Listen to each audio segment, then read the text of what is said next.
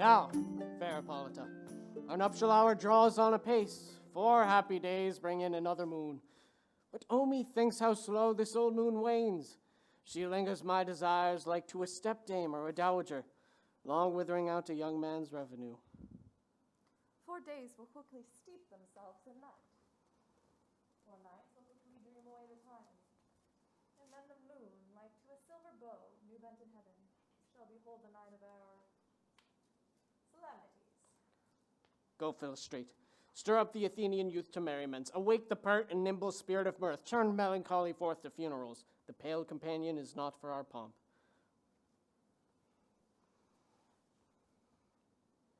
Hippolyta, I wooed thee with my sword and won thy love doing thee injuries.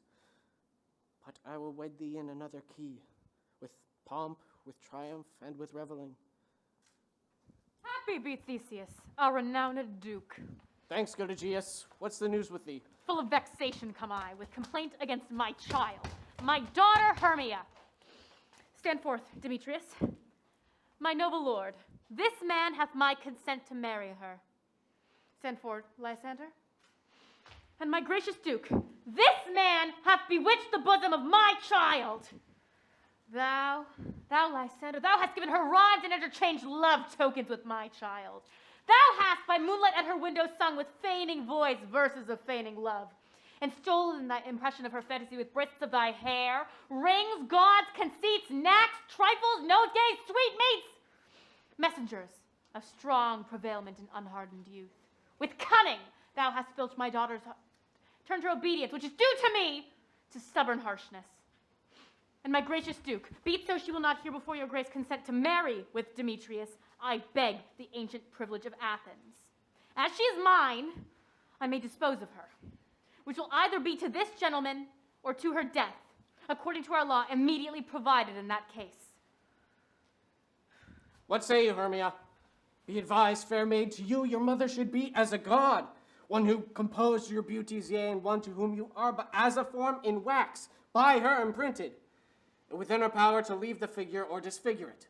Demetrius is a worthy gentleman. So is Lysander. In himself he is, but in this matter, wanting your mother's voice, the other must be held the worthier. I would my mother look but with my eyes. Rather your eyes must with her judgment look. I do entreat your grace to pardon me. I know not by what power I am made bold, nor how it may concern my modesty in such a presence here to plead my thoughts. But I beseech your grace that I may know the worst that may befall me in this case if I refuse to wed Demetrius. Either to die the death or to abjure forever the society of men. Therefore, fair Hermia, question your desires, know of your youth, examine well your blood. Whether if you yield not to your mother's choice, you can endure the livery of a nun, for I to be in shady cloister mewed, to live a barren sister all your life, chanting faint hymns to the cold, fruitless moon. Thrice blessed they that master so their blood to undergo such maiden pilgrimage, but earthlier happy is the rose distilled than that which, withering on the virgin thorn, grows, lives, and dies in single blessedness.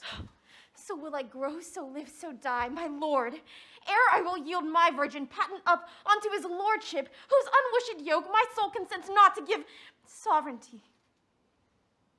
Take time to pause, and by the next new moon, the sealing day betwixt my love and me for everlasting bond of fellowship, upon that day either prepare to die for disobedience to your mother's will, or else to wed Demetrius, as she would. Or on Diana's altar to protest for our austerity and single life. Relent, sweet Hermia, and Lysander, yield thy crazed title to my certain right. You have a mother's love, Demetrius. Let me have Hermia's. Do you marry her? Scornful, Lysander. True he hath my love, and what is mine, my love shall render him, and she is mine, and therefore all right of her I do unstate unto Demetrius. I am, my lady, as well derived as he, as well possessed. My love is more than his, my fortunes every way as fairly ranked, if not with vantage, as Demetrius, and, which is more than all these boasts can be, I am beloved of beauteous Hermia. Why should not I then prosecute my right? Demetrius, I'll avouch it to his head, made love to Netter's daughter Helena, and won her soul, and she, sweet lady, devoutly dotes in idolatry upon this spotted and inconstant man. I must confess that I have heard so much, and with Demetrius thought to have spoke thereof.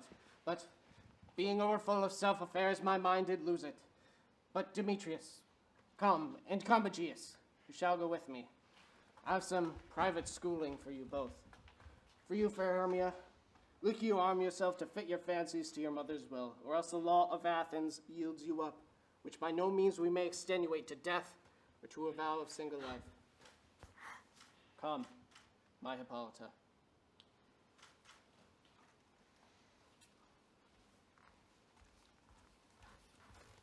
What cheer, my love? Demetrius and Aegeus, go along. Must employ you in some business against our nuptial, and confer with you of something nearly that concerns yourselves. With duty and desire, we follow you.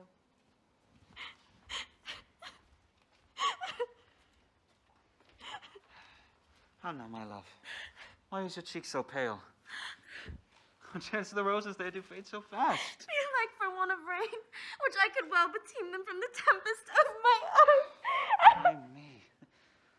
For aught that I could ever read, could ever hear by tale or history, the course of true love never did run smooth. But either it was different in blood, Cross too high to be enthralled to low. or else misgrafted in respective years, Oh, spite too old to be engaged to young. or else it stood upon the choice of friends. Oh, hell, to choose love by another's eyes.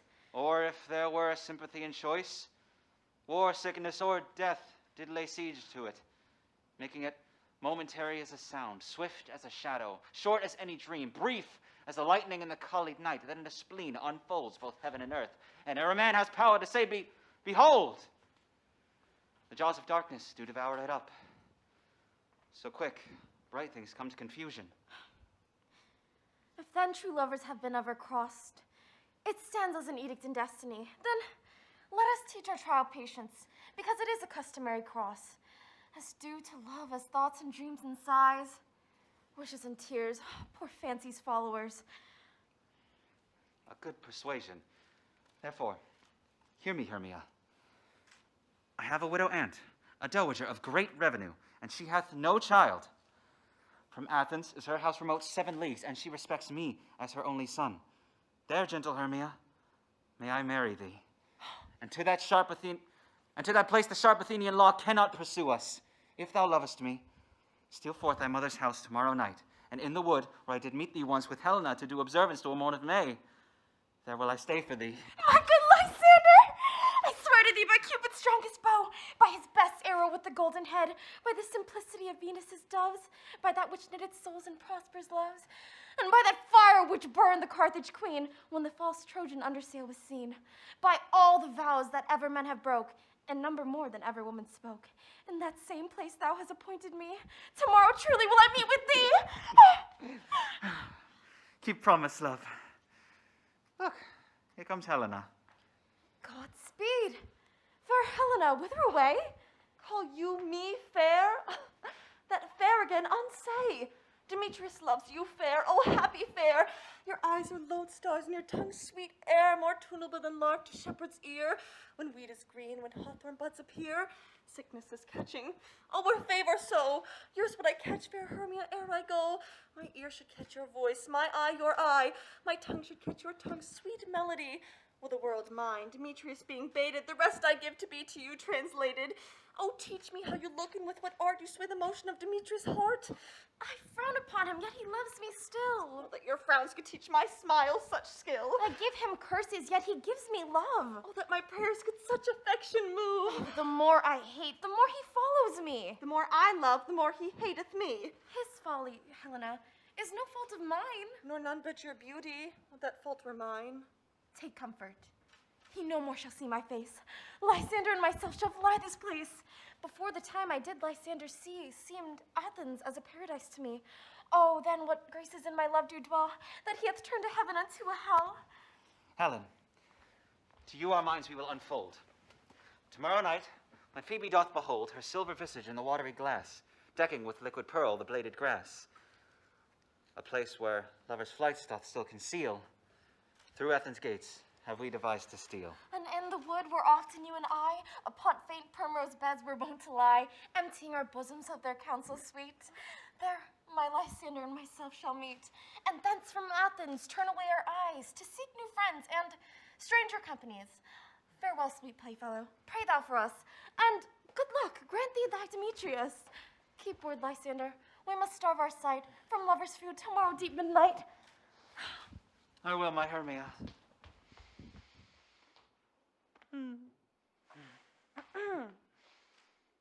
Helena, adieu. As you on him, Demetrius dote on you.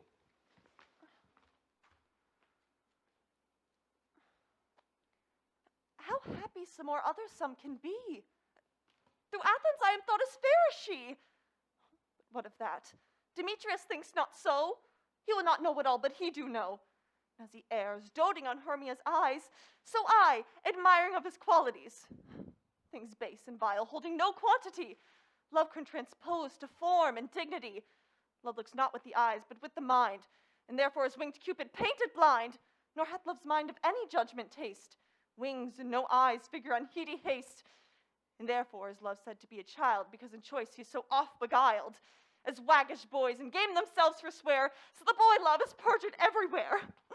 For ere Demetrius looked on Hermia's eyne, he held on oaths that he was only mine.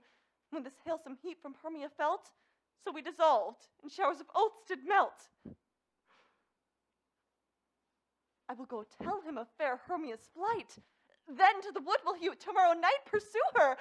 And for this intelligence, if I have thanks, it is a dear expense. But here in mean to enrich my pain, to have his sight thither and back again.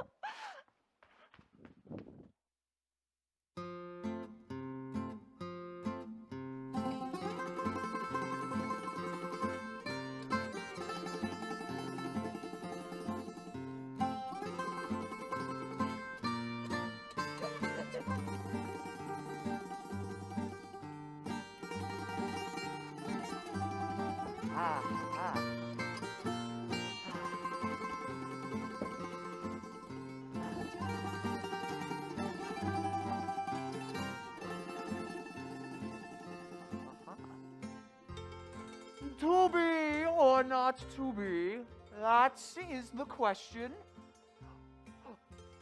Ah, my friend. Oh, hello. Oh, how are you? Ah, my friend. How you doing? How are you? What? Oh, sorry. Good old friend. It's good to see you. Is all our company here? You were best to call them generally, man by man, according to the script. Here is the scroll of every man's name which is thought fit through all Athens to play in our interlude before the Duke and the Duchess on his wedding day at night. First, good Peter Quince, say what the play treats on, then read the names of the actors, and so grow to a point. Oh, Mary. Our play is the most lamentable comedy and the most cruel death of Pyramus. A very good piece of work, I assure you, and a merry one. Now, good Peter Quince, call forth your actors by the scroll. Masters, spread yourselves.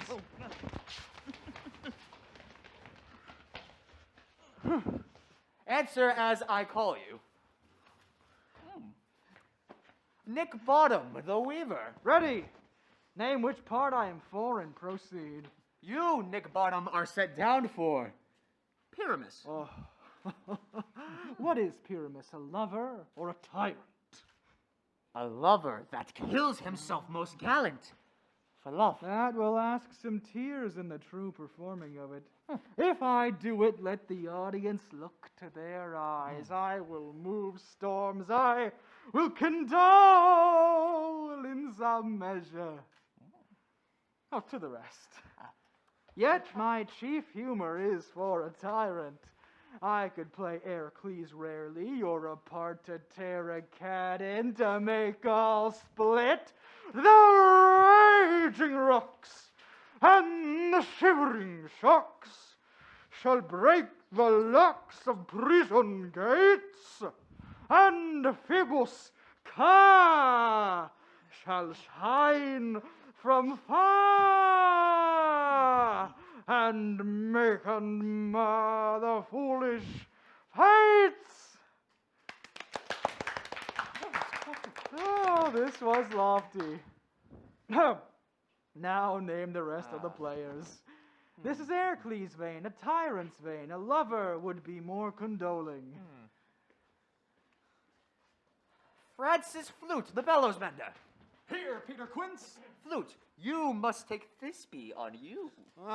What is Thisbe? A wandering knight? It is the lady that Pyramus must love. Nay, faith, let not me play a woman. I have a beard coming. Aye, that's all one. You shall play it in a mask, and you may speak as small as you will. And I may hide my face. Let me play Thisbe too.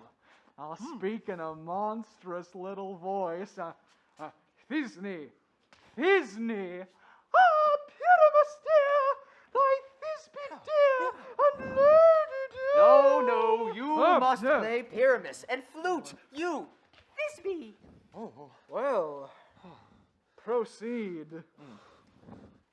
Robin Stoveling, the tailor. Here, Peter Quince. Robin Stoveling, you must play Thisbe's mother. Tom Snout, the tinker. Here, Peter Quince. You, Thisbe's father. Myself, Pyramus's father. Snug the joiner, you, the lion's part. And I hope here is a play fitted. Have you the lion's part written? Oh, pray you, if it be given me, for I am slow of study. Oh, you may do it extempore, for it is nothing but roar. Well, let me play the lion too. I will roar that I will do many man's heart good to hear me. I will roar that I will make the Duke say, let him roar again. Let him roar again. You shall do it too terribly that you would fright the Duchess and the ladies that they would shriek, and that were enough to hang us all. That would hang us, every mother's son. Well, I grant you, friends, if you should fright the ladies out of their wits, they would have no more discretion but to hang us. But I will aggravate my voice so that I will roar you as gently as any sucking dove. I will roar you enter any nightingale. You can play no part but Pyramus. For Pyramus is a sweet-faced man, a proper man as one shall see in a summer's day, a most lovely, gentlemanlike man. Therefore you must needs play Pyramus. Well, I will undertake it. Ah, ha, ha! What beard were I best to play it in? Why, what you will. I will discharge it in either your straw-colored beard, your orange tawny beard, your purple ingrained beard, or your French crown color beard, your perfect yellow. Some of your French clowns have no hair at all, and then you will play bareface. But masters, here are your parts. And I am to entreat you, request you, and desire you to con them by tomorrow night and meet me outside the palace wood, a mile without the town, by moonlight. There we will rehearse. For if we meet in the city, we will be dogged with company and our devices known. In the meantime, I will draw a bill of property such as our play wants. I pray you fail me not. We will meet. And there we may rehearse most obscenely and courageously. Take pains. Be perfect. Adieu.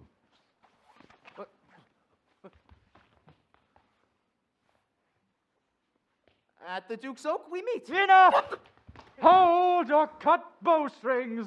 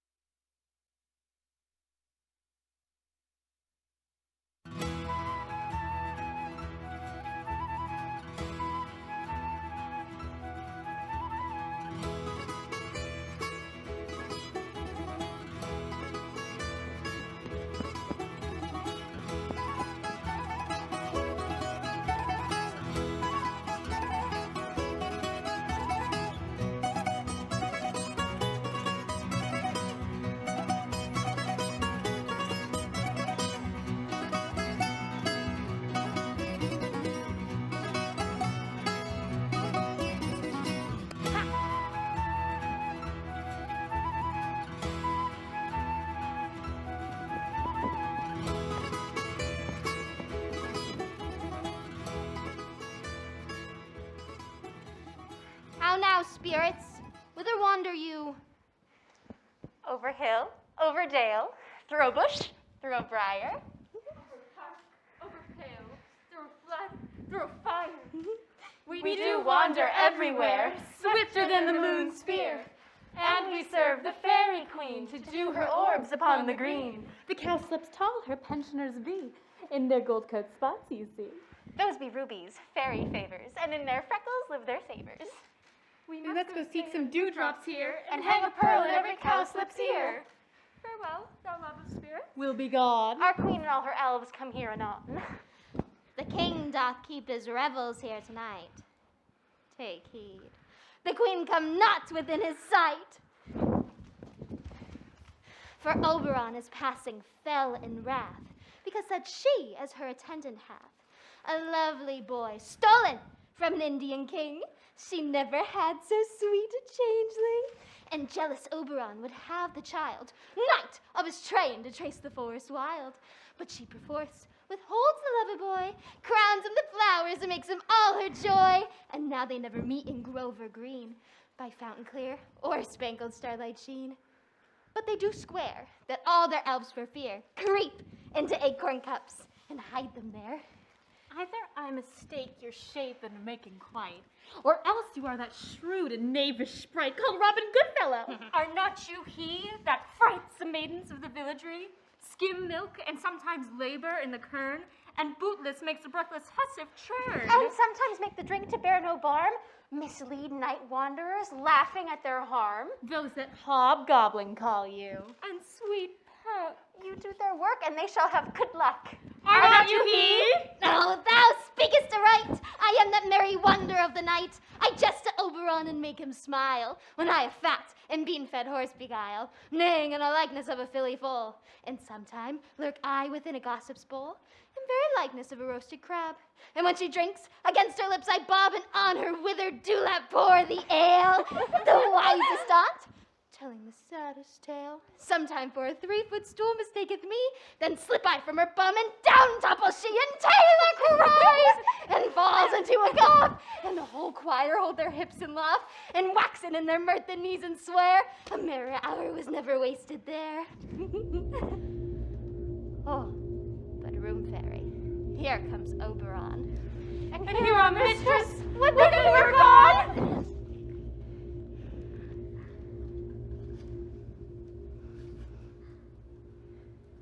Ill met by moonlight, proud Titania. What? Jealous Oberon? Fairies, skip hence. I have forsworn his bed and company. Tarry, rash wanton. Am not I thy lord? Then I must be thy lady. But I know when thou hast stolen away to fairyland, and in the shape of Corin sat all day playing on pipes of corn and versing love to amorous Phillida.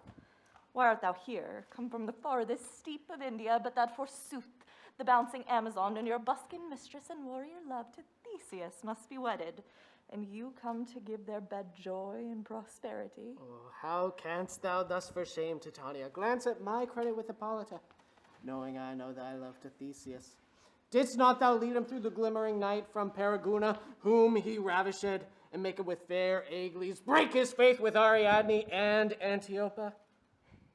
These are the forgeries of jealousy.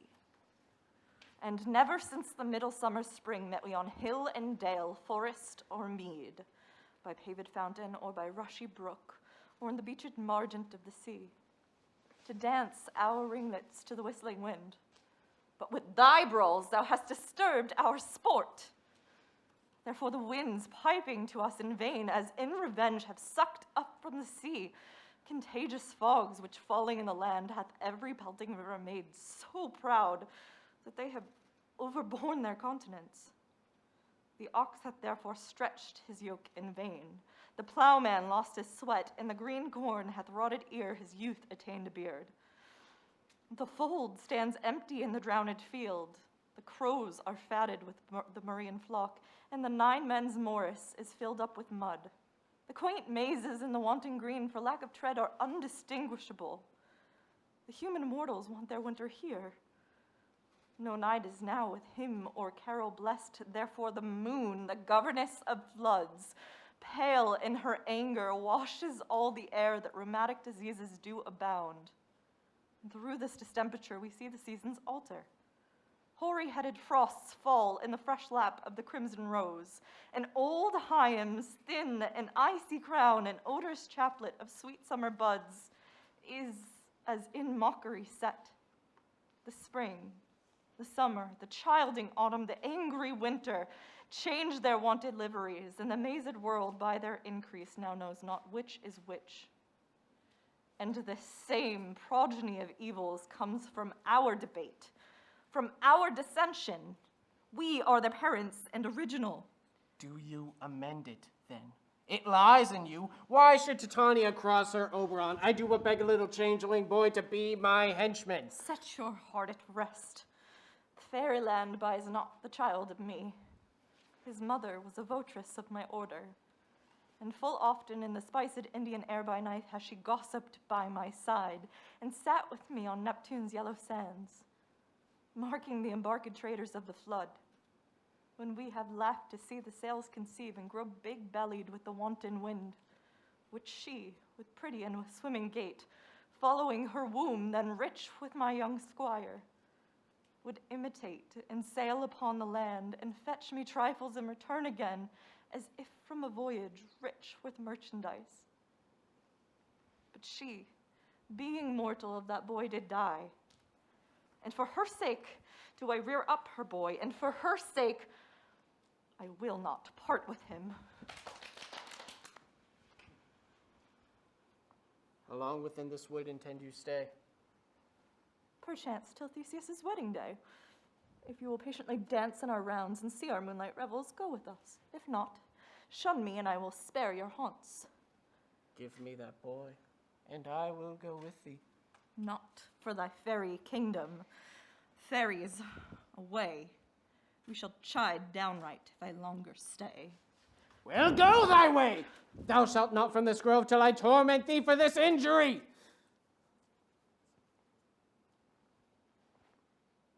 My gentle Puck, come hither. Thou rememberest since once I sat upon a promontory and heard a mermaid on a dolphin's back uttering such dulcet and harmonious breath that the rude sea grew civil at her song, and certain stars shot madly from the spheres to hear the sea maid's music? I remember. That very time I saw, but thou couldst not, flying between the cold moon and the earth, Cupid, all armed. A certain aim he took at a fair vessel throned by the west, and loosed his love shaft smartly from his bow as it should pierce 100,000 hearts. But I might see young Cupid's fiery shaft quenched in the chaste beams of the watery moon.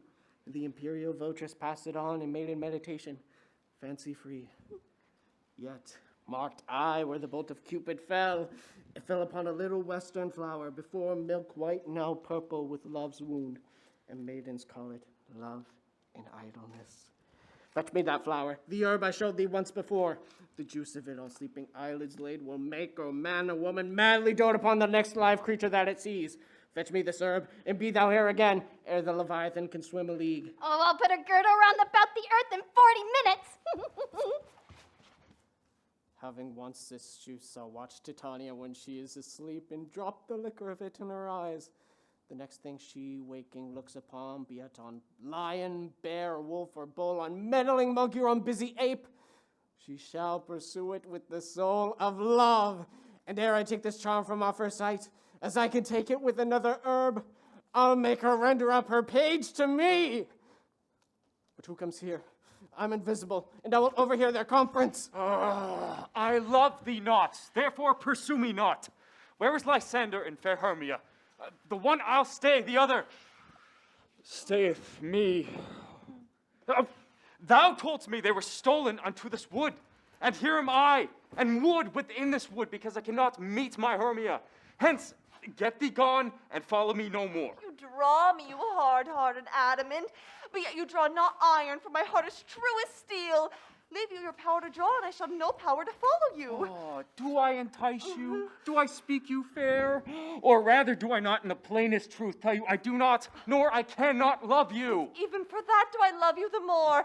I'm your spaniel, and Demetrius, the more you beat me, I will fawn on you.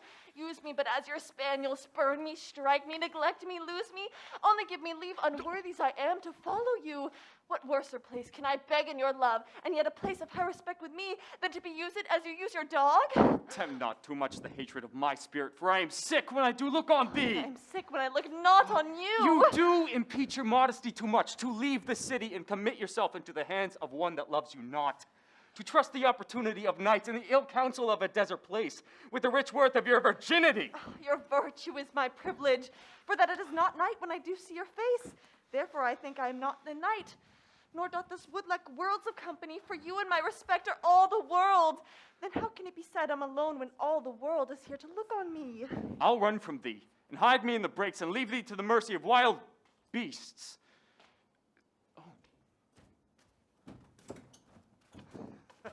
The wildness is not such a heart as you. Run when you will, the story shall be changed. Apollo flies, and Daphne holds the chase.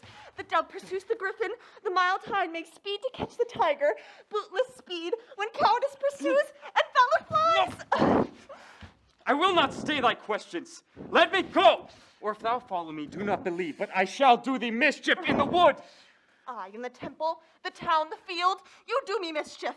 Fie, Demetrius, your wrongs do set a scandal on my sex. We cannot fight for love as men may do. We should be wooed, and we're not made to woo. I'll follow thee, and make a heaven of hell to die upon the hands I love so well. Fare thee well, nymph. Ere he do leave this grove, thou shalt fly him, and he shall seek thy love. Hast thou the flower there? Welcome, wanderer. Here it is. Oh, I pray thee, give it to me. I know a bank where the wild thyme blows, where oxlips and the nodding violet grows, quite over-canopied with luscious woodbine, with sweet musk roses and with eglantine. There sleeps Titania some time of the night, lulled in these flowers with dances and delight. And there the snake throws her enameled skin, weed wide enough to wrap a fairy in. With the juice of this, I'll streak her eyes and make her full of hateful fantasies. Take thou some of it, and seek through this grove. A sweet Athenian lady is in love with a disdainful youth. Anoint his eyes, but do it when the next thing he espies may be the lady. Thou shalt know the man by the Athenian garments he hath on. Affect it with some care, that he may prove more fond of her than she upon her love. And look thou meet me ere at the first cock crow. Oh, fear not, my lord, your servant shall do so.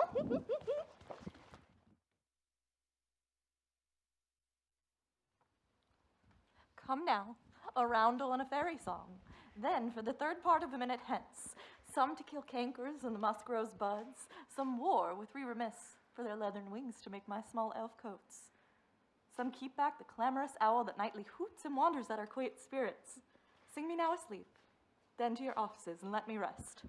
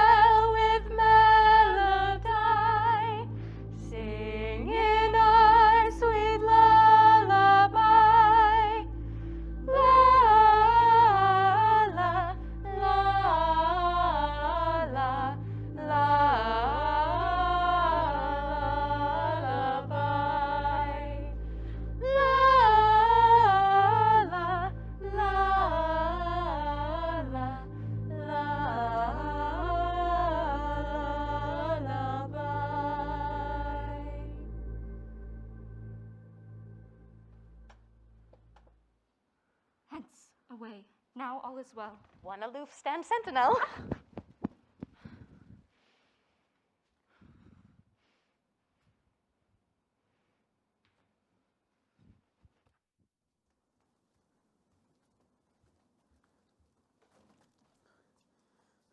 What thou seest when thou dost wake, do it for thy true love take. Love and languish for his sake. Be it on ounce, or cat, or bear, pard, or boar with bristled hair, in thy eye that shall appear. When thou wakest, it is thy dear. Wake when some vile thing is near.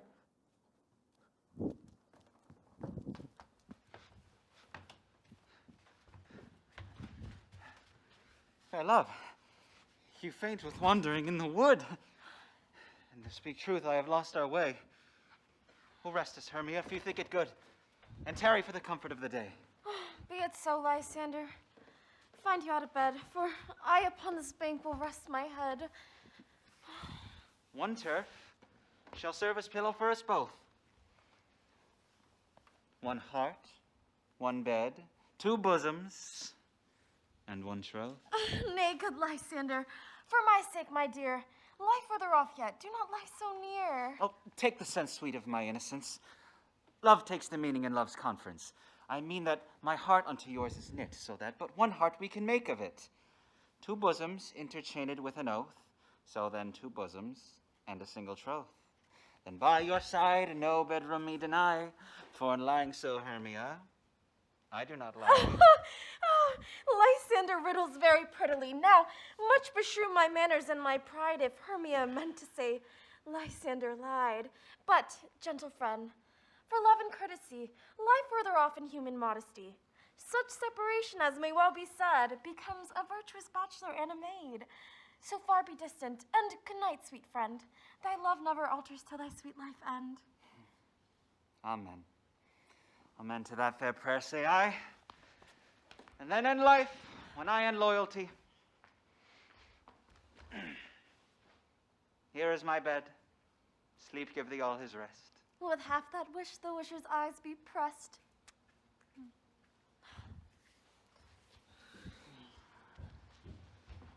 Through the forest I have gone, but Athenian found I none, on whose eyes I might approve this flower's force and sterling love.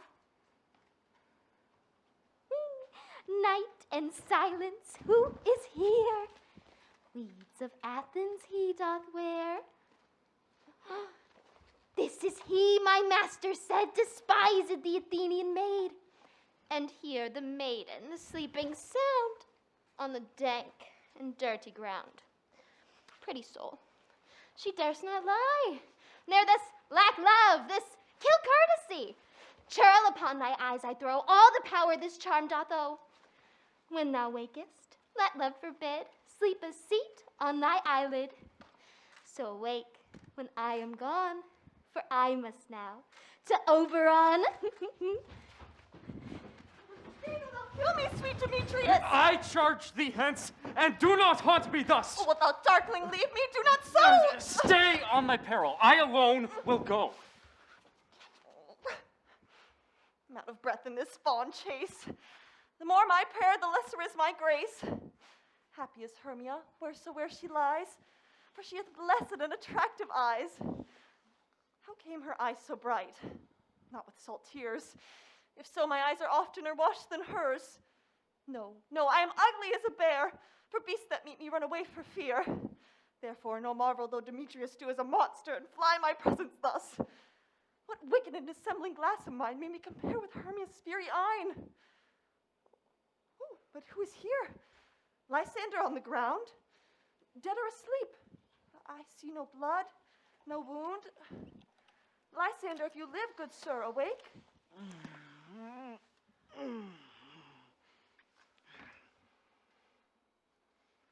And run through fire I will for thy sake. Transparent Helena, nature shows art that through thy bosom makes me see thy heart. Where is Demetrius? Oh, how fit a word is that vile name to perish on my sword. Do not say so, Lysander. Say not so. What though we love your Hermia, Lord? What though? Yet Hermia still loves you. Then be content. content with Hermia. No, I do repent the tedious minutes I with her have spent. Not Hermia, but Helena I love. Who would not change a raven for a dove? The will of man is by his reason swayed, and reason says you are the worthier maid. Things growing are not ripe until their season, so I, being young till now, ripe not to reason. And touching now the point of human skill, reason becomes marshal to my will, and leads me to your eyes, where I o'erlook love stories written in love's richest book. Wherefore was I to this keen mockery born, when at your hands did I deserve this scorn? Is it not enough? Is it not enough, young man, that I did never, no, nor never did deserve a sweet look from Demetrius' eye, but you must flout my insufficiency? Good troth, you do me wrong, good sooth you do, in such a disdainful manner me to woo. But fare you well, perforce I must confess, I thought you a lord of more true gentleness. Oh, that a lady of one man refuse, should another therefore be abused?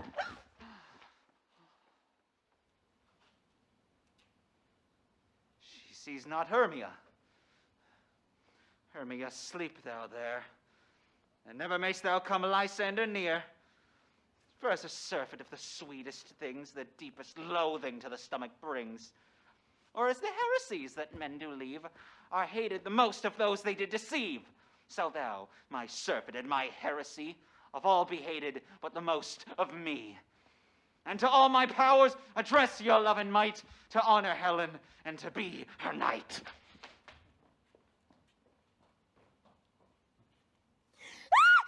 Help me, Lysander, help me! Do thy best to pluck this crawling serpent from my breast! Ay, me, for pity. What a dream was here. Lysander, look how I do quake with fear. Methought a serpent ate my heart away, and you sat smiling at his cruel prey. Lysander? What? Removed? Lysander? Lord? What? Out of hearing? Gone? No sound, no word? Alack, where are you? Speak, and if you hear, speak of all loves I swoon almost with fear. No? Then I will perceive you are not nigh.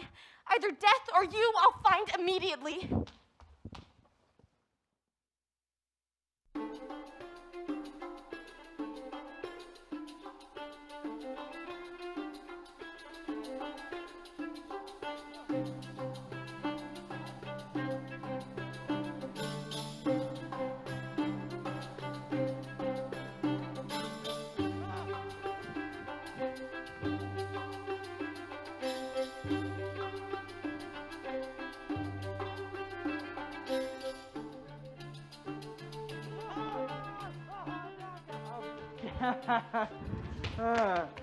Are we all met?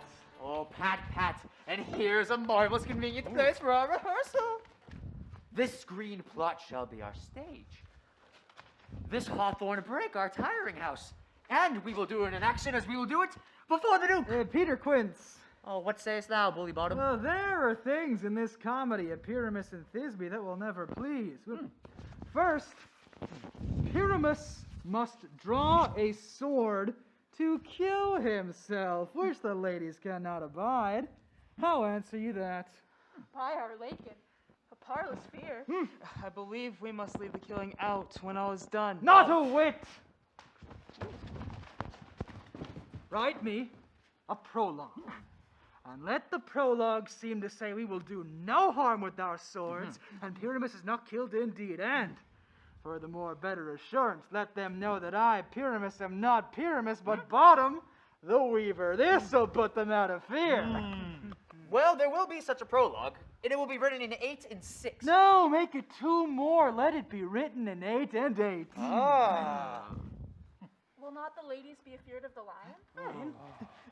I fear it. I promise you. Masters, you ought to consider it yourselves to bring in, God shield us, a lion among ladies. This is a most dreadful thing. For there is not a more fearful wild fowl than your lion living, and we ought to look to it. Therefore, another prologue must tell he's not a lion. Nay! You must name his name, and half his face must be seen through the lion's neck, and he himself must speak out, saying thus or to the same defect, Ladies, or fair ladies, I would wish you, or I would request you, or I would entreat you, not to fear, not to tremble, my life for yours. If you think I come hither as a lion, it were a pity. On my life, no! I am no such thing. I am a man, as other men are. And there indeed let him name his name and tell them plainly he is Snug, the joiner. Well, it shall be so. But there is two hard things. That is, to bring moonlight into the chamber. For you know, Pyramus and Thisbe did meet by moonlight.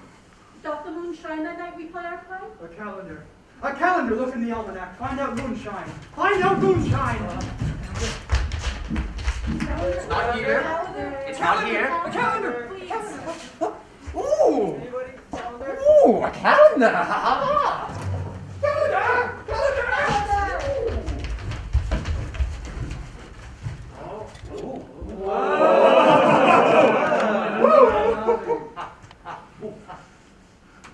Yes, it does shine that night! Ah, why then you may leave a casement of the great chamber window where we play open, and the moon may shine in at the casement. Aye! Or else, one must come in with a bush of thorn and a lantern and say he comes to disfigure, or to present the person that is.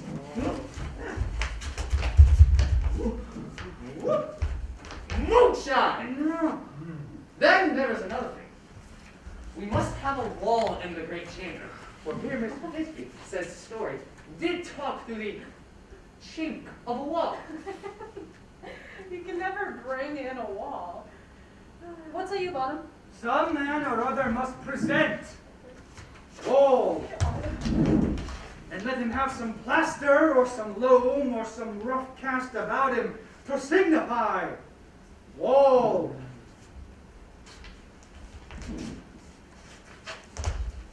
And let him hold his fingers thus, and through that cranny shall Pyramus and Thisbe whisper. If that may be, then all is well. Come, sit down, every mother's son, and rehearse your part. Pyramus, you begin. When you have spoken your speech, enter into that brig. And so, everybody according to his cue.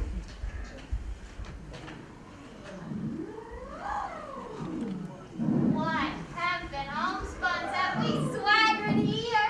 So near the cradle of the fairy queen. What a place for it. I'll be an auditor, an actor too, perhaps, if I suppose. Speak, Pyramus. Thisbe, stand forth. Thisbe, the flowers of odious savors, sweet Odors. odors, savors, sweet. So hath thy breath, my dearest Thisbe dear. But hark, a voice! Stay thou but here a while, and by I will to thee appear. A stranger Pyramus than ever played here. Must I speak now? Aye, marry must you. For you must understand he goes but to see a noise he has heard and is to come again.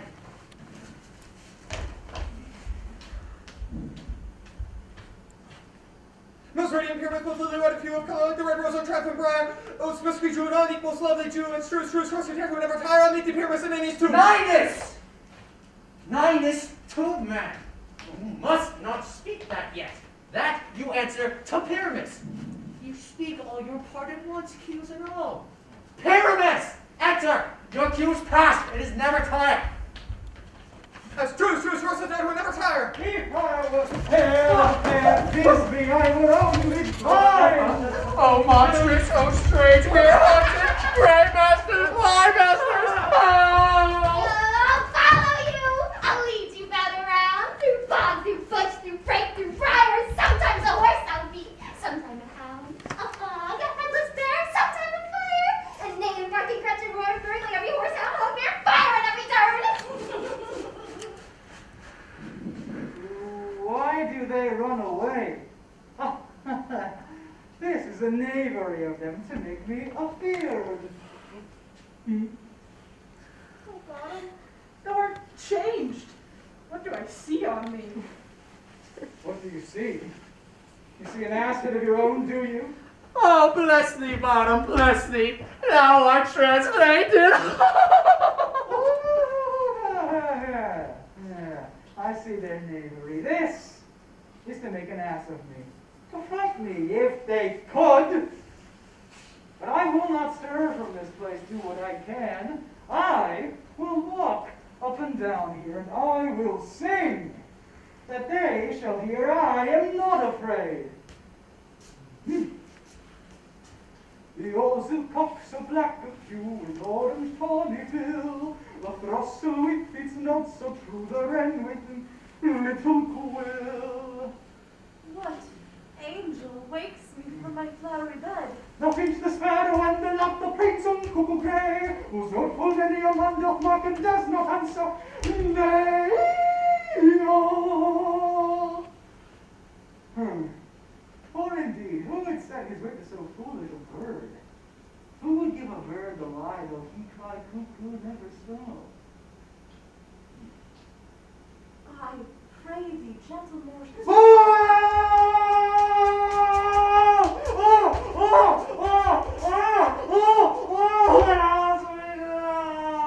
Sing again. Mine ear is much enamored of thy note, so is mine eye enthralled thy shape, and thy fair virtues perforce doth move me, on the first view to say, to swear, I love thee. Methinks, mistress, you should have little reason for that. And yet, to say truth, reason and love keep little company together nowadays. The more the pity that some honest neighbors will not make them friends. Nay, I can gleek upon occasion. Thou art as wise as thou art. Oh, not so neither. But if I had wit enough to get myself out of this wood, I have not to serve my own turn. Out of this wood, do not desire to go. That shall remain whether thou wilt or no. I am a spirit of no common rate, and the summer still doth tend upon my state, and I do love thee. Therefore, go with me. I'll give thee fairies to attend on thee, and they shall fetch thee jewels from the deep, and sing while now on pressed flowers doth sleep. And I shall purge thee thy mortal grossness, so that thou shalt like an airy spirit go. Peas blossom, cobweb, moat, and mustard seed. Pretty. And I? And I. And I. Where shall we go? Be kind and courteous to this man. Talk in his walks and gamble in his eyes. Feed him with apricots and dewberries. Purple grapes, green figs, and mulberries. The honey-dyed steal from the humble bees. And from night tapers crop their waxen thighs and light them at the fiery glowworm's eyes. I have my love to bed and to arise. And pluck the wings from painted butterflies, to fan the moonbeams from his sleeping eyes. Nod to him, elves, and do him courtesies. Hail, mortal! Hail! Hail! Hail! Oh. I cry your worship's mercy heartily. I beseech your worship's name. Cobweb. I shall desire you of more acquaintance, good Master Cobweb. If I cut my finger, I shall make bold with you. Your name, honest gentleman? Peace blossom. Ah, I pray you, commend me to your mother, Mr. Squash, and to Master Peace God, your father. I shall desire you more acquaintance too, good Master Peace Blossom. Your name, I beseech you, sir. Mustard seed. Ah, good Master Mustard Seed, I know your patience well. That same cowardly, giant-like ox thief hath devoured many a gentleman of your house. I promise you, you kindred make my eyes water here now. I shall desire you of more acquaintance, good Master Mustard Seed. More. Come, wait upon him, lead him to my bower. The moon, methinks, looks with a watery eye, and when she weeps, weeps every little flower, lamenting some enforced chastity. To valorous tongue, bring him silently.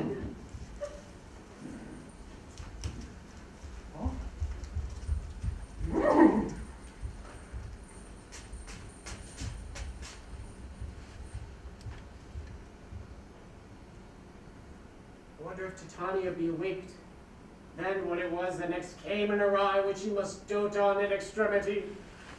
Here comes my messenger. How now, mad spirit? What night rule now about this haunted grove?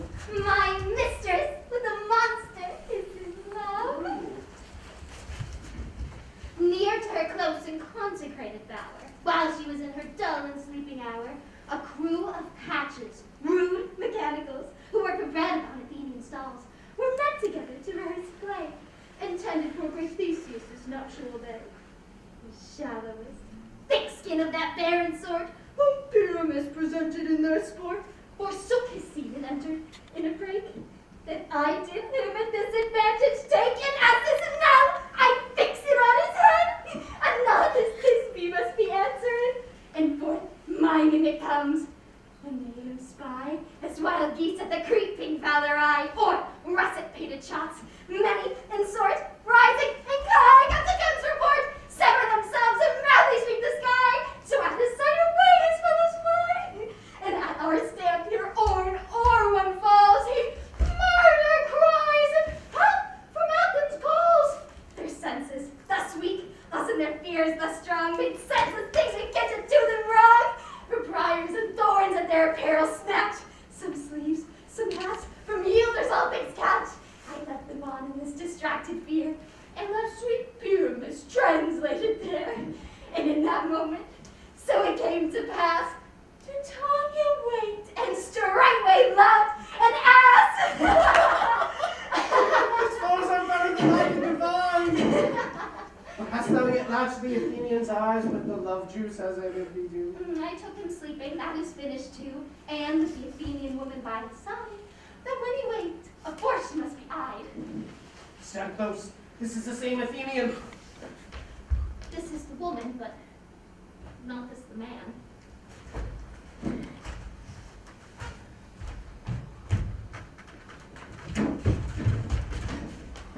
Oh! Oh, I rebuke you, him that loves you so! Lay breath so bitter on your bitter foe. Now I but chide, but I should use thee worse, for thou I fear hast given me cause to curse. If thou hast lain Lysander in his sleep, being o'ershoes in blood, plunge in the deep and kill me too. The sun was not so true as the days he teemed. Would he have stolen away from sleeping Hermia? I believe as soon as this whole earth may be bored, and that the moon may through the center creep, and so displease her brother's noontides with the Antipodes. It cannot be, but thou hast murdered him, and so should a murderer look, so dead, so grim. So should the murdered look, and so should I, pierced through the heart with your stern cruelty. Yet you, the murderer, look as bright, as clear, as yonder Venus in her glimmering sphere. Oh, what is this to my Lysander? Where is he? Oh, good Demetrius, wilt thou give him me? I had rather give his carcass to my hounds. Out, dog, out, cur! Thou drivest me past the bounds of maiden's patience. Hast thou slain him then? Henceforth be never numbered among men. Oh, that is still true. Tell true even for my sake. Dost thou have looked upon him being awake? And hast thou killed him sleeping? Oh, brave touch! Could not a worm, an adder, do so much? An adder did it, for with doubler tongue than thine, thou serpent, never adder stung. You spend your passion on a misprized mood. I am not guilty of Lysander's blood, nor is he dead, for aught that I can tell. I pray thee, tell me then that he is well. And if I could, what should I get there for? A privilege to never see me more. And from thy hated presence part I so, see me no more, whether he be dead or not. Oh. There is no following her in this fierce vein. Here, therefore, for a while I will remain. So sorrow's heaviness doth heavier grow. For death that bankrupt sleep doth sorrow owe. Which, now in some slight measure it will pay. Therefore is tender here I make some stay.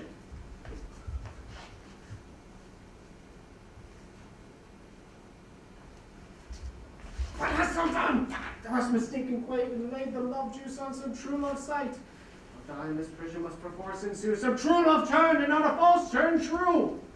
Then, fate o'errules that, one man holding true, a million fail, confounded oath on oath. Out the wind, go swifter than the wind, and Helena of Athens look thou find. Oh, fancy 6 years and pale of cheer, with sighs of love that cost a fresh blood dear. By some illusion see thou bring her here. I'll charm his eyes against she to appear. I go. Look how I go, swifter than arrow on the Tartar's bow.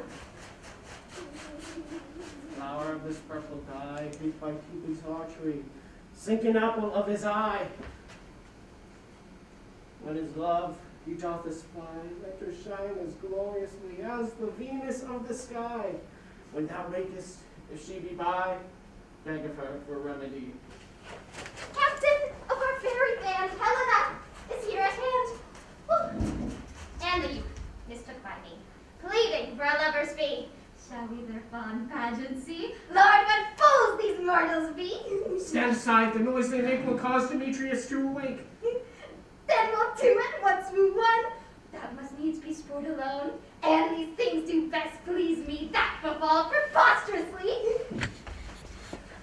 Why should you think that I should woo and scorn? Scorn and derision never come in tears. Look, mine eyebrow, I weep, and thou so born in their nativity, all truth appears. How can these things in me seem scorn to you? Therein the badge of faith to prove them true. You do advance your cunning more and more. When truth kills truth, of devilish holy fray, these vows of Hermia's, will you give her o'er? Weigh oath with oath, and you will nothing weigh. Your vows to her and me, put in 2 scales, will even weigh, and both as light as scales. I had no judgment when to her I swore. Nor none in my mind, now you give her o'er. Demetrius loves her, and he knows not you. Oh, Helen, goddess, nymph perfect divine, to what, my love, shall I compare thine eye? A crystal is muddy, oh, how ripe in show thy lips, those kissing cherries tempting grow. The pure congealed white Hypara snow fan, with the eastern winds turned to a crow when thou holdst up thy hand. Oh, let me kiss this princess of pure white, the seal of bliss. Oh, spite! Oh, hell! I see you're all bent to set against me for your merriment. If you were civil and knew courtesy, you would not do me thus much injury. Can you not hate me as I know you do? We must join in souls to mock me too. If you were men as men you are, and show unite you as a gentle lady so. To vow and swear and super praise my parts, but I'm sure you hate me with both your hearts. You both are rivals in love, Hermia. Now both rivals to mock Helena. A trim exploit, a manly enterprise to conjure tears up, and a poor maid's eyes with your derision. None of noble sort would so offend a virgin, and extort a poor soul's patience, all to make you sport. You are unkind, Demetrius, be not so. For in Hermia you love so. And with all goodwill, with all my heart, in Hermia's love, I yield to all my part. And yours of Helena to me bequeath, whom I do love, and will do to my death. Oh, never did Marcus waste more idle breath. Lysander, keep thy Hermia, I will none. If ever I loved her, all that love is gone. My heart to her, but as guess why sojourned. And now to Helen is it home returned, there to remain. Helen, it is not so. Oh, despair is not the fate thou dost not know, lest to thy peril thou will buy it dear. Ooh! Look where thy love comes. Yonder is thy dear. Dark night, that's what the eye assumption takes. The ear more quick and apprehension makes. More in it doth hear the same sense. It pays the hearing double recompense. Thou art not by mine eye, Lysander found. Mine ear, I thank thee, brought me to thy sound. But why unkindly didst thou leave me so? Why should he stay, whom love doth press to go? But love could press Lysander from my side. Lysander's love, thou would not let him bide. Fair Helena, who more enguiles the night than all your fiery O's and eyes of light. Why seekest thou me? Could not this make me know the hate I bear thee made me leave thee so? You speak not as you think, it cannot be. Love! She is one of this confederacy. Now I perceive they have conjoined all three to fashion this false sport in spite of me. Sit! Injurious Hermia, most ungrateful maid, have you conspired? Have you with these contrived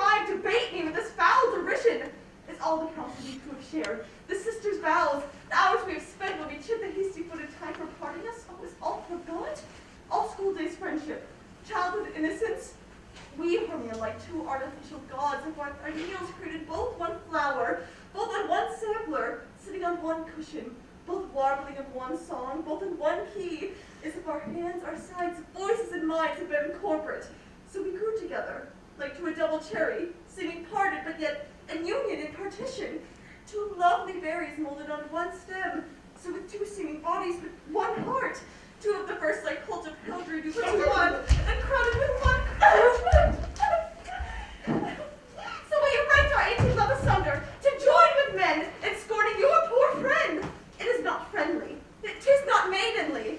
Our sex as well as I may shine for it, though I alone do feel the injury. I am amazed at your words. I scorn you not. It seems like you scorn me. Have you not sent Lysander as in scorn to follow me and praise my eyes and face, and made your other love, Demetrius, who even but now did spurn me with his foot, to call me goddess, nymph, divine, and very precious celestial? Wherefore speaks he this to her he hates?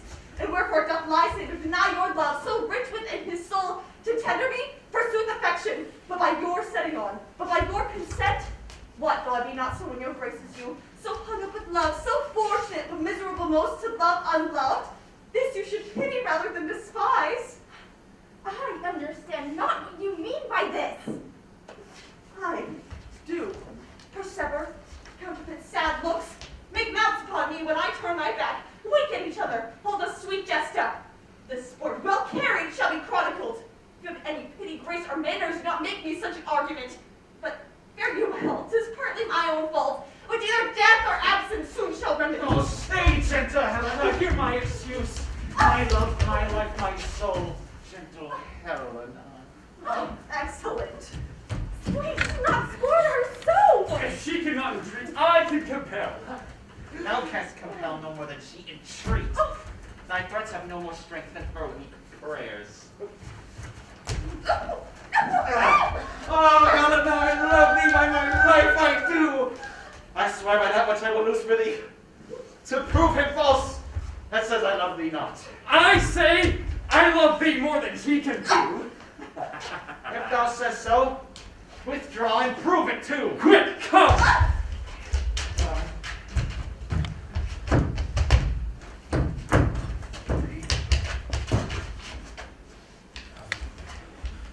Oh, Lysander, why to tempt all this?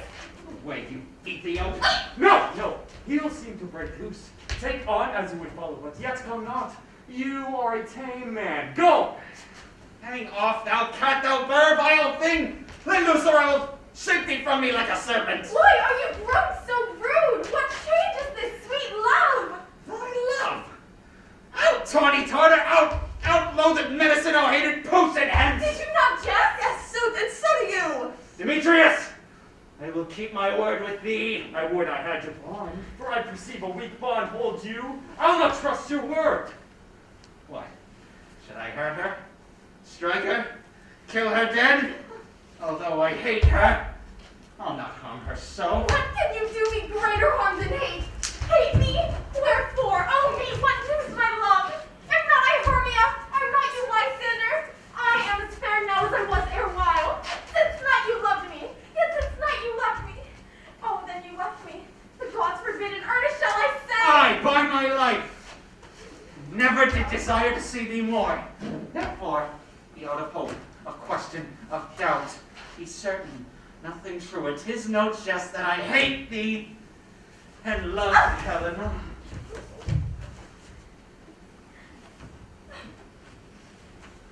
Oh,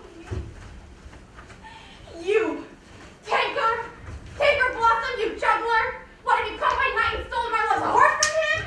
I'm in faith. Have you no modesty, no maiden shame? What will you tear impatient answers from my gentle tongue? Fie, you counterfeit! You puppet, you! Puppet! Why so? Aye, That may go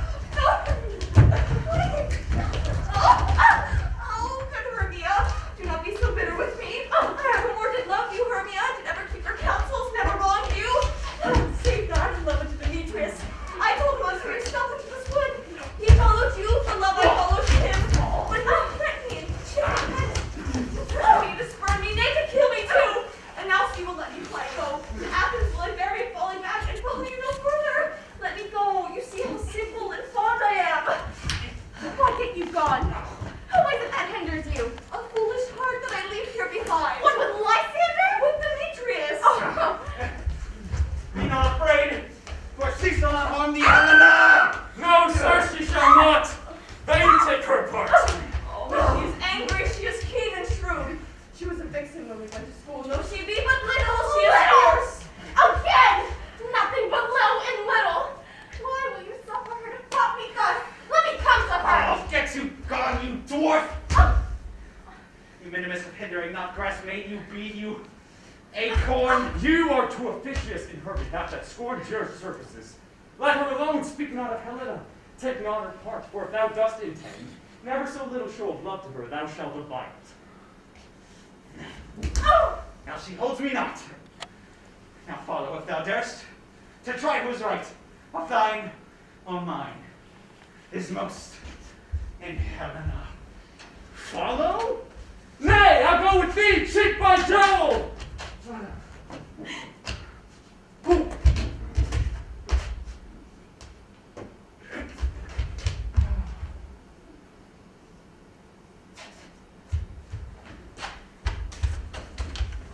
Mistress, all this coil is long with you. Nay, go not back. I will not trust you. I no longer stay in your cursed company. Your hands and mine are cougar for a fray. My legs are longer though to run away. I am amazed. I know not what to say.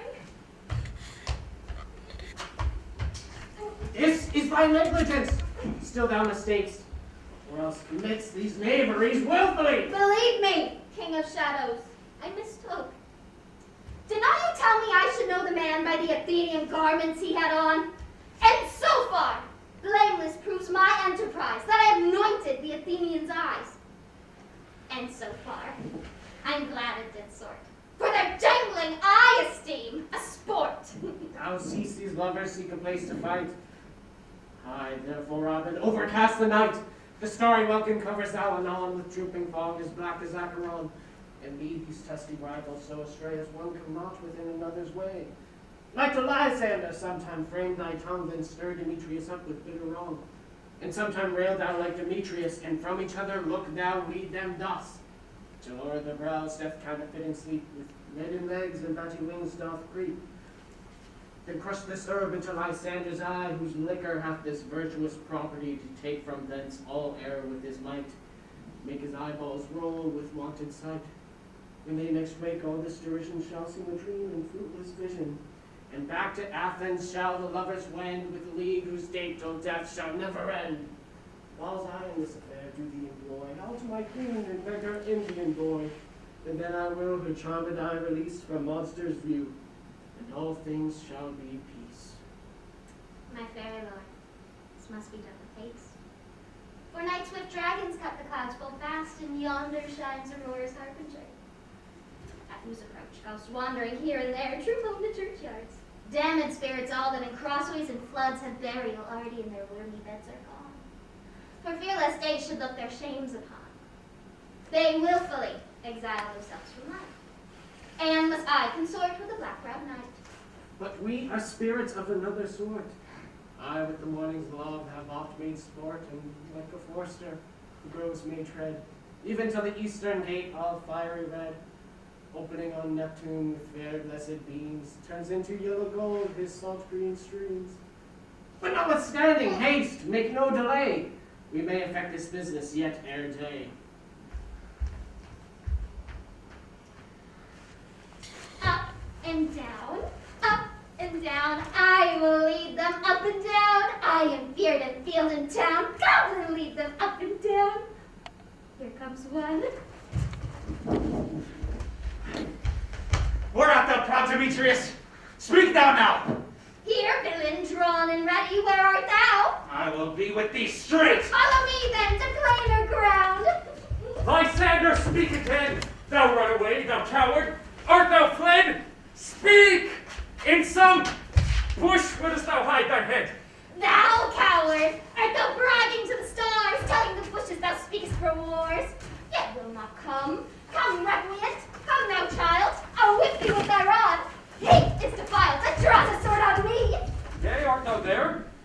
Follow my voice. We'll try no manhood here.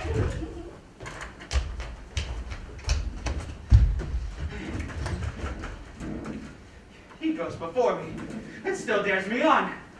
When I go where he comes, then he is gone. The villain is much lighter heeled than I. I followed him fast, but faster did he fly. That fallen am I, in dog-gun even play. And here will rest me. Come, thou gentle day, for if but once thou show me thy grey light, I'll find Demetrius and revenge this spite.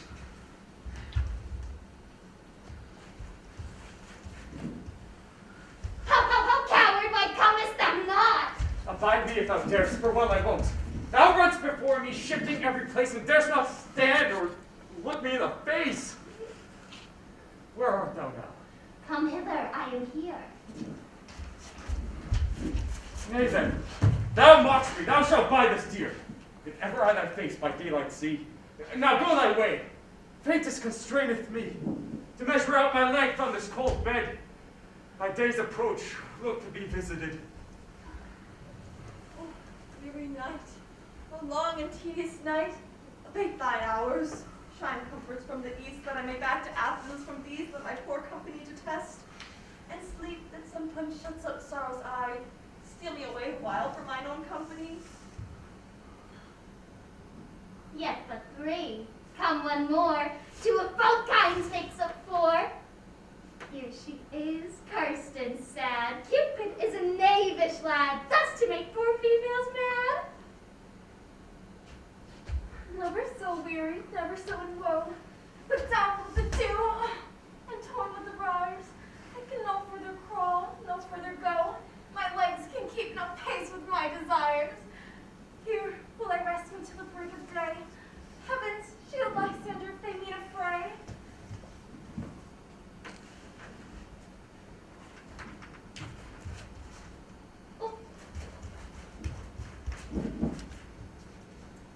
On the ground, sleep sound, I'll apply to your eye, gentle lover's remedy.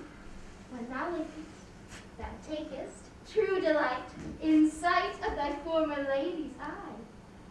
And the country proverb known that every man shall take his own, in their waking shall be shown. Jack shall have Jill, naught shall go ill. The man shall have his mare again, and all shall be well.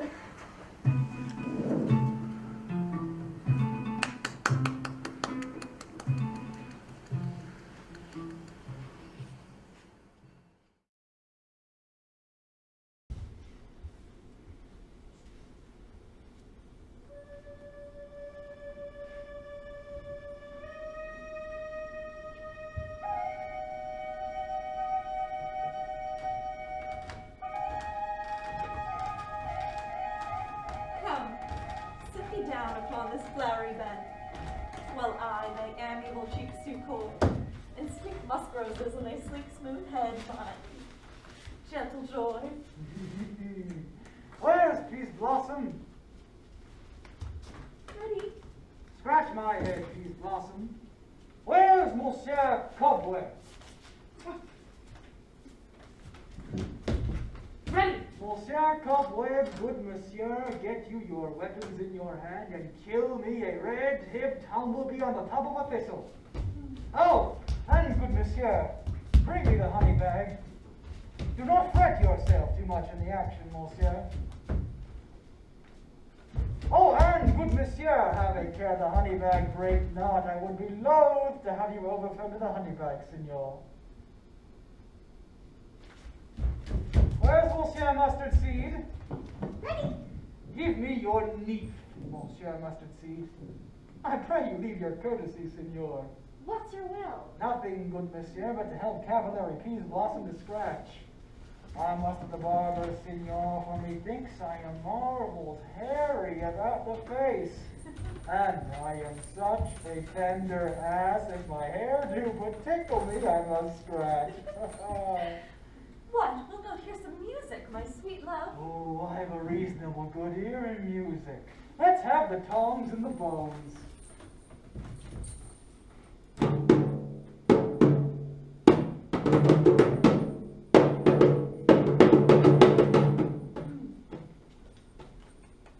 Or say, sweet love, what thou desirest prefers to eat. Truly a peck of provender. I could munch your good dry oats. Methinks I have a great desire to a bottle of hay. Good hay, sweet hay, hath no fellow. I have a vitreous fairy that shall seek the squirrel's hoard and fetch thee new nuts. I had rather a handful or two of your dried peas, but I pray you, that none of your people stir me. I have an exposition of sleep come upon me. Sleep thou, and I will wind thee in my arms. Fairies, be gone, and be always away.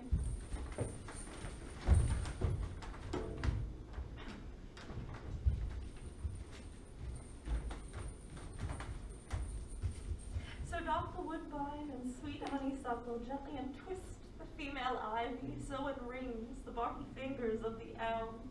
Oh, how I love thee! Oh, how I dote on thee!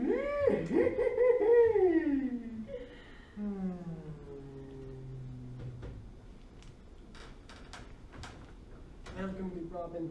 Seest thou the sweet sight? Her dotage now I do begin to pity, for meeting her of late behind the wood, seeking sweet favors for this hateful fool. I did upbraid her and fall out with her, for she his hairy temples then had rounded with coronet of fresh and fragrant flowers. That same dew that sometime on the buds was wont to swell like round and orient pearls, stood now within the pretty Floriette's eyes like tears that did their own disgrace bewail. When I had at my pleasure taunted her, and she in mild terms begged my patience, I then did ask of her changeling child, which straight she gave to me, and sent her fairy to bear him to my bower in fairyland. And now I have the boy. I will undo this hateful imperfection of her eyes. And gentle Puck, take this transformed scalp from off the head of this Athenian swain, that he, waking when the other do, may all to Athens back again repair, and think no more of this night's accidents, but as a fierce vexation of a dream. But first, I will release the fairy queen. Seest thou wast wont to be, seest thou wast wont to see, Dian's bud or Cupid's flower, hath such force and blessed power. Now, my Titania, wake you, my queen. My uncle? What visions have I seen? Methought I was enamored of an ass. There lies her love. How came these things to pass? Oh, how mine eyes do loathe this visage now. Oh, silence a while. Robin, take off this head. Titania, music hall, and strike more dead than all these comments leave these 5 the sense. Music, oh, music, such as charm asleep. Thou wakest with thine own fool's eyes, please. Sound of music. Come, my queen, take hands with me, and rock the ground where on these sleepless feet.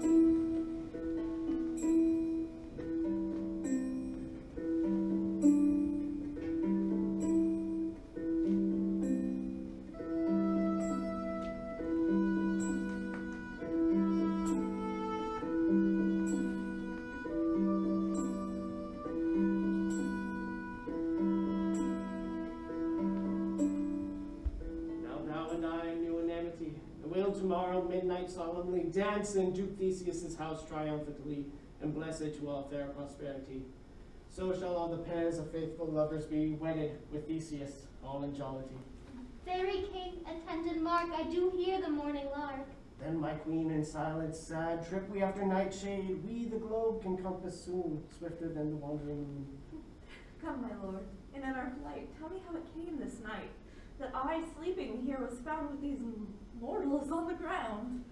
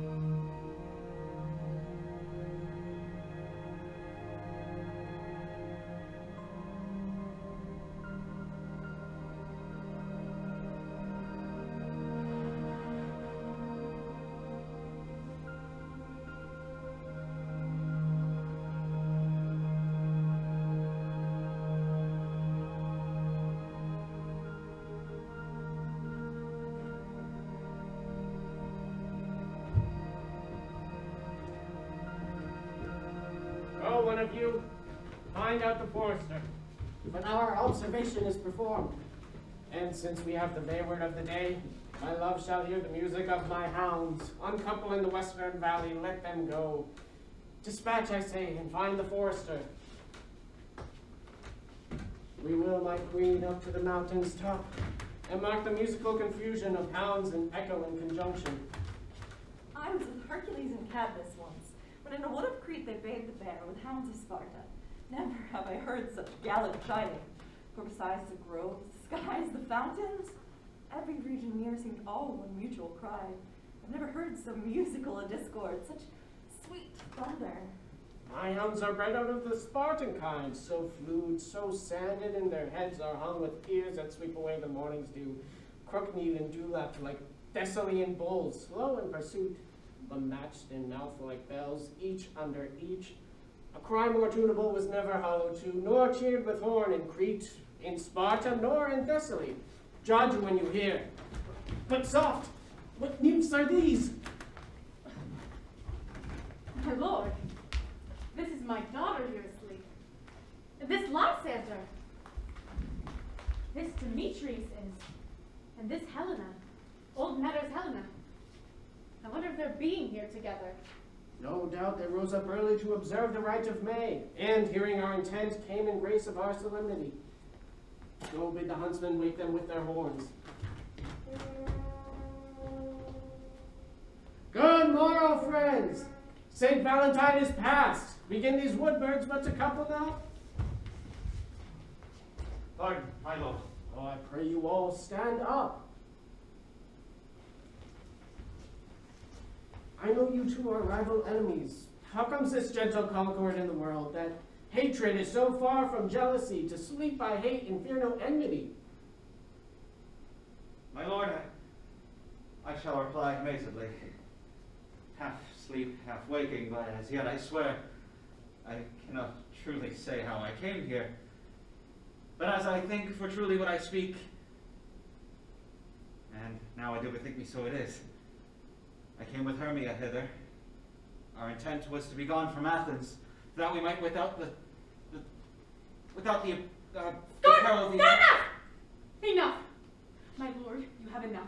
I beg the law upon his head. They would have stolen away.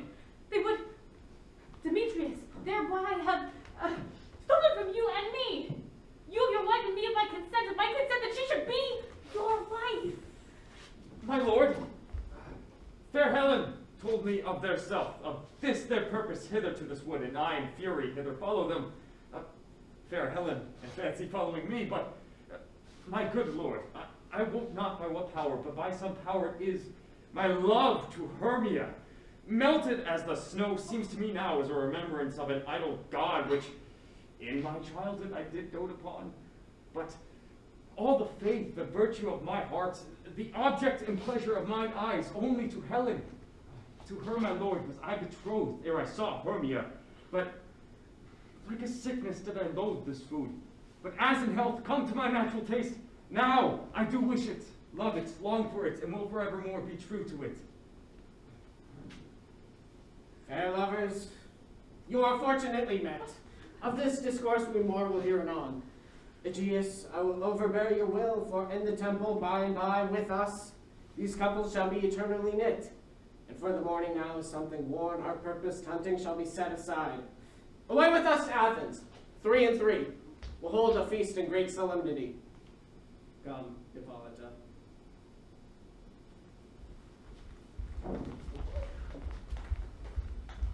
These things seem small and undistinguishable, like far-off mountains turned into clouds.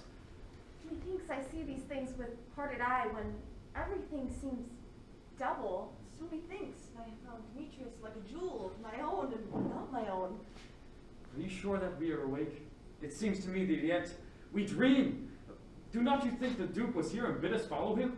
Yea, and my mother. And Hippolyta. And he did bid us follow to the temple. Why, then we are awake.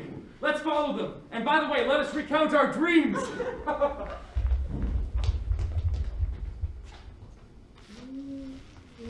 When my next cue comes, call me and I will answer. My next is most fair Pyramus. Hey ho! Peter Quince. Flute, the bellows mender. The snout the tinker. Starveling. God's my life, still unhandsome, left me asleep. I have had a most rare vision. I have had a dream. Past the wit of man to say what dream it was. Man is but an ass if he go about to expound this dream. Methought I was. There is no man can tell what. Methought I was, and methought I had. But man is a patched fool if he will often say what methought I had. The eye of man hath not heard, the ear of man hath not seen, man's hand is not able to taste, nor his tongue to conceive, nor his heart to report what methought my dream was. I shall get Peter Quince to write a ballad of this dream. It shall be called Bottom's Dream, because it hath no bottom. And I shall sing it in the latter end of a play before the Duke peradventure. To make it the more gracious, I shall sing it at her death.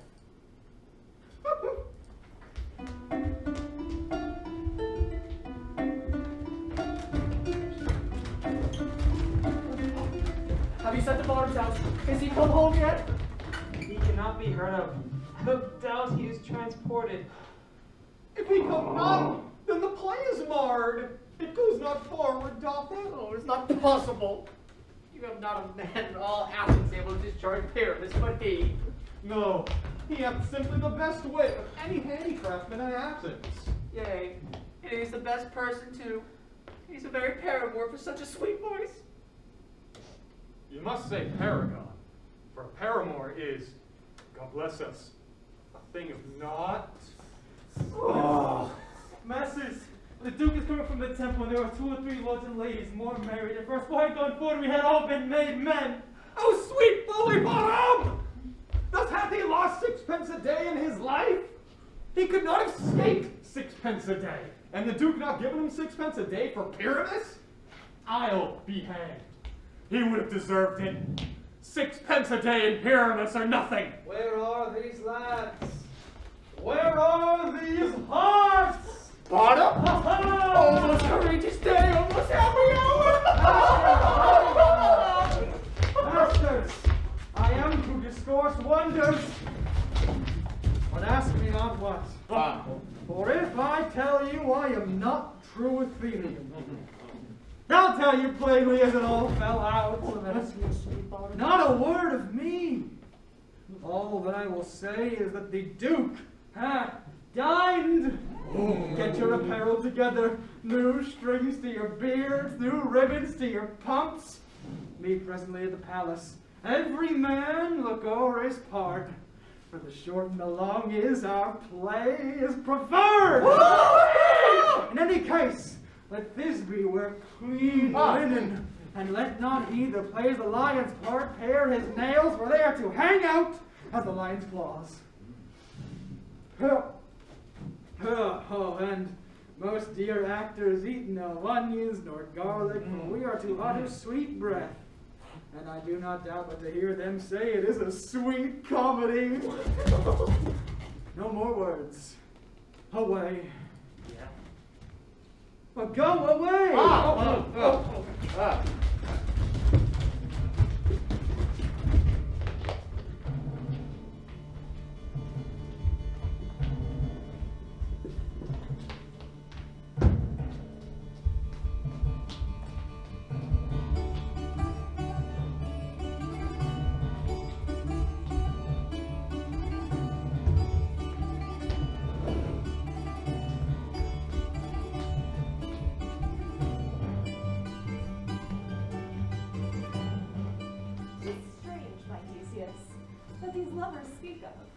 More strange than true.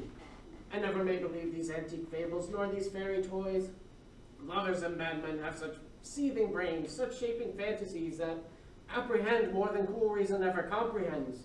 The lunatic, the lover, and the poet are of imagination all compact.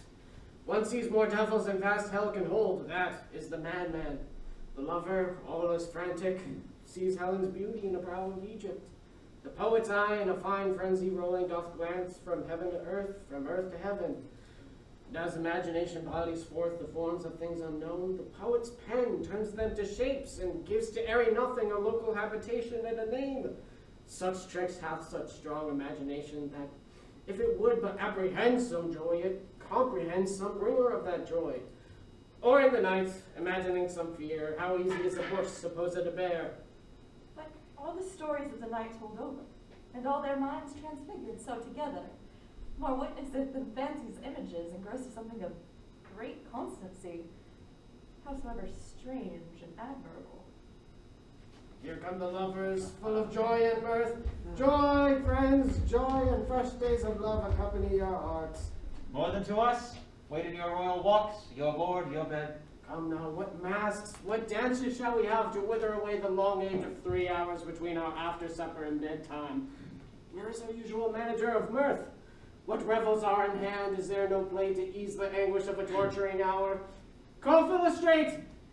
Here, mighty Theseus. Say, what abridgment have you for this evening? What mask? What music? Is there no play to ease the anguish of a torturing hour? There is a brief how many sports are ripe. Make choice of which your highness will see first. The battle of the centaurs to be sung by an Athenian eunuch to the harp. Oh, will none of that. That I have told my love and glory of my kinsman Hercules. The riot of the tipsy bacchanals, tearing the Thracian singer in their rage. Oh, that is an old device, and it played when I from Thebes last came a conqueror. The thrice three muses mourning for the death of learning, late deceased in beggary. Oh, that is some satire, keen and critical, not starting with a nuptial ceremony. A tedious brief scene of young Pyramus and his love Thisbe, very tragical mirth. Merry and tragical, tedious and brief, that is hot ice and wondrous strange snow. How shall we find the concord of this discord? A play there is, my lord, some 10 words long, which is as brief as I have known play, but by 10 words, my lord, it is too long, which makes it tedious, for in all the play there is not one word apt, one player fitted, and tragical, my noble lord, it is. For Pyramus therein doth kill himself, which, when I saw rehearsed, I must confess, made mine eyes water. But more merry tears the passion of loud laughter never shed. What are they that do play? Hard-headed men that work in Athens here, which never labored in their minds till now, and now have toiled their unbreathed memories with this same play against your nuptial. And we will hear it. No, my noble lord, it is not for you. I've heard it over, and it is nothing, nothing in the world, unless you can find sport in their intents, extremely stretched and conned with cruel pain to do you service. I will hear that play, for never anything can be amiss when simpleness and duty tender it. Go, bring them in, and take your places, ladies. I love not to see wretchedness overcharged and duty in his service perishing. My gentle sweet, you shall see no such thing. They say he can do nothing in his kind. The kind are we to give them thanks for nothing. Our sport shall be to take what they mistake, and what poor duty cannot do, noble respect takes it in might, not merit. Where I have come, great clerks have purposed to greet me with premeditated welcomes, where I have seen them shiver and look pale, make periods in the midst of sentences, thrown all their practiced accents in their fears, and, in conclusion, dumbly have broke off, not paying me a welcome. But trust me, sweet, out of this silence yet I picked a welcome, and in modesty, a fearful duty, I read as much as from the rattling tongue of saucy and audacious eloquence.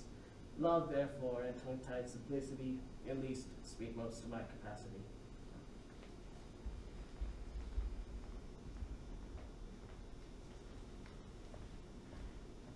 So please your grace, the prologue is addressed.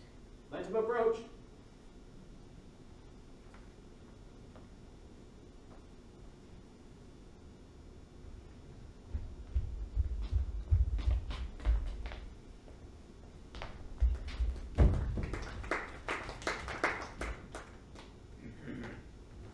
If we offend, it is with our goodwill. That you should think we come not to offend, but with goodwill. to show our simple skill, that is the true beginning of our end. Consider then, we come but in despite. We do not come as minded to content you, our true intent is. All for your delight, we are not here. That you should here repent you. The actors are at hand, and by their show, you shall know all that you are like to know.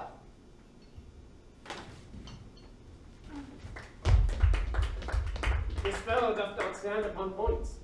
He hath rode his prologue like a rough colt. He knows not to stop. A good moral, my lord. It is not enough to speak, but to speak true. Indeed, he hath played on this prologue like a child on a recorder. A sound, but not government. His speech was like a tangled chain, nothing impaired, but all disordered. Who is next?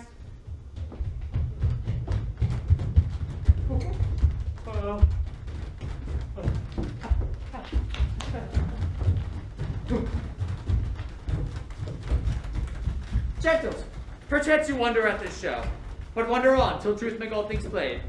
This man is Pyramus, if you would know. This beauty is Lady Thisbe is certain.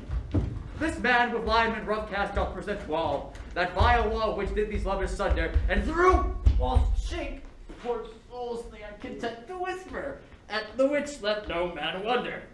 This man with lantern dog and bush thorn presented moonshine, for if you will know, by moonshine did these lovers think no scorn to meet at Ninus' tomb, there to woo. This grisly beast, which lying hight by name, the trusty Thisbe coming first by night, did scare away, or rather did affright. And as she fled, her mantle she did fall, which lion vile with bloody mouth did stain. Anon comes Pyramus, sweet youth and tall, and finds his trusty Thisbe's mantle slain. Whereat with blameful bloody blade, he bravely broached his boiling bloody breast. Whoa. And Thisbe, tarrying in mulberry shade, his dagger drew and died. For all the rest, let lion, wall, moonshine, and lovers twain, and large discourse, well here, they do remain. I wonder if the lion be to speak. Oh, no wonder, my lord. When one lion may, when many asses do.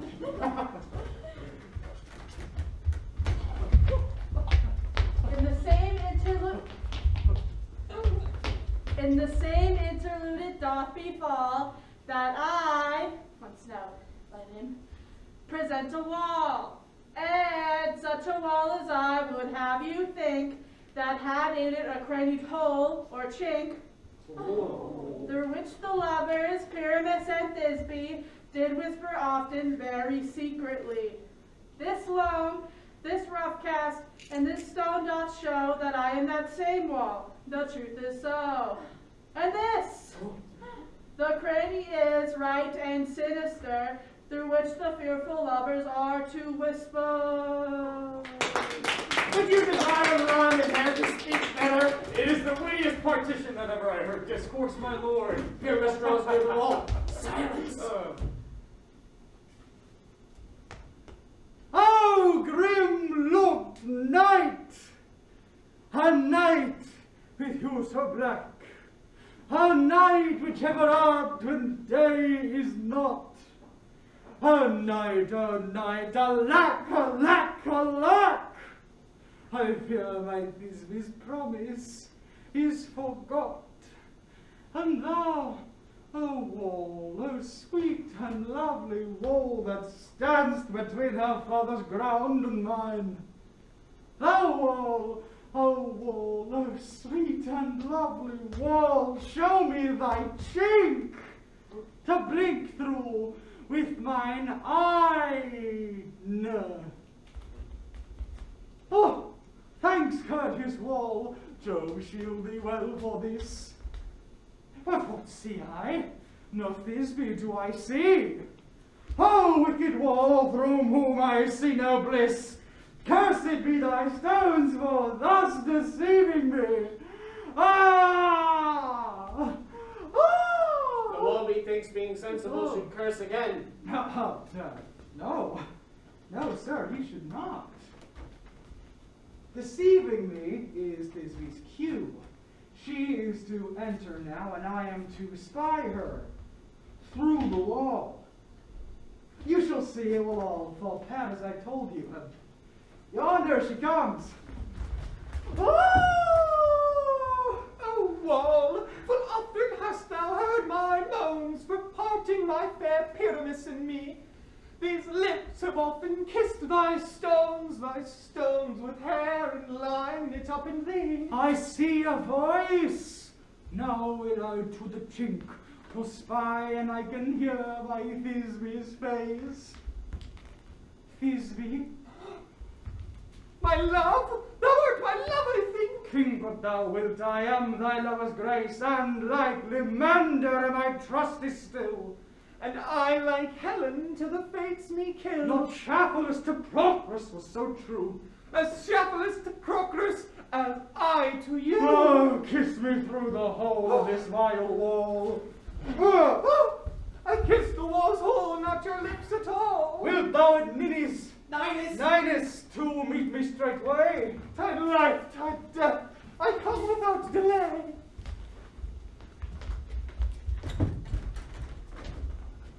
Thus have I, Wall, my part discharged so, and being done, thus away Wall doth go. Now is the wall down between the two neighbors. No remedy, my lord, when walls are so built to appear without warning.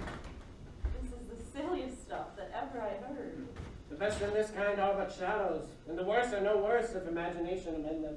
It must be your imagination then, and not theirs. If we imagine them no worse than they are themselves, they may pass for excellent men. Here come two noble beasts and a man and a lion. You ladies, you whose gentle hearts do fear the smallest monstrous mouse that creeps on floor, may now perchance both quake and tremble here when lion rough and wildest range doth roar. To know that I, as Snug the joiner, am a lion's fellow knows no lion's dam.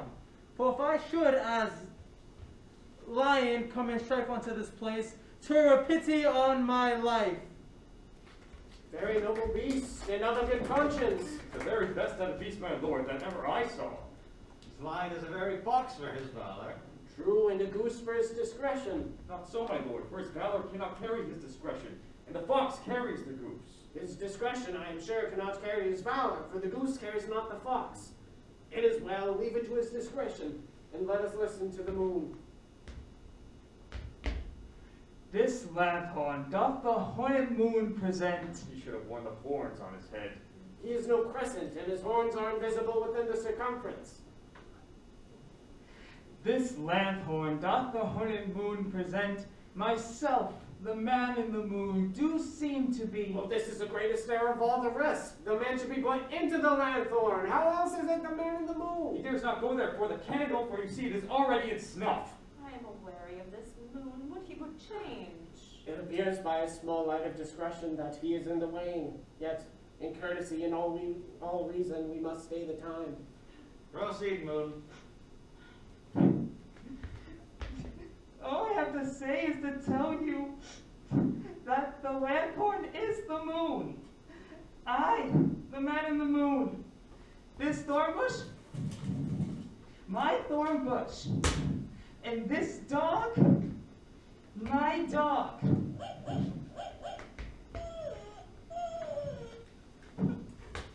Why, all these should be in the lanthorn, for all these are in the moon. But shh, silence! Here comes Thisbe. This is old Ninny's tomb. Ninus' tomb. Where is my love? Meow! Oh, no, Lord Lion! Well run, Thisbe!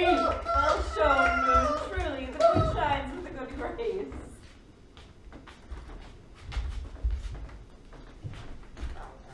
Well moused, lion. Oh, and then came Pyramus. And the lion vanished. Sweet moon, I thank thee for thy sunny beams. I thank thee, moon, for shining now so bright. For by thy gracious golden glittering gleams I trust to take of truest these beside. But stay! How spite, what dreadful dole is here! Eyes! Do you see? How can it be?